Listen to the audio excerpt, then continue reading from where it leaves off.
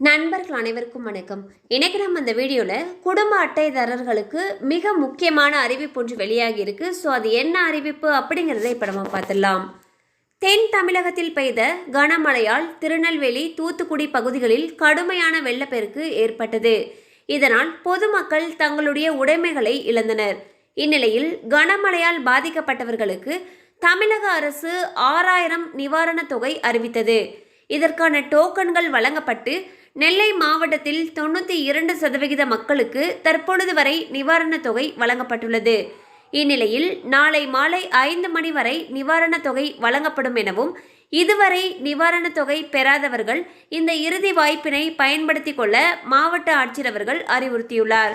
So வந்து பார்த்தீங்கன்னா, தென் தமிழகத்தில் ஏற்பட்ட கனமழைக்கான வெள்ள நிவாரணத் தொகை ரூபாய் 6000 ஆனது ஒவ்வொரு குடும்ப அட்டைதாரர்களுக்கும் வழங்கப்பட்டு வருகிறது. இதுவரைக்கும் இந்த வெள்ள நிவாரணத் தொகையை 92% மக்கள் வாங்கியிருக்காங்க.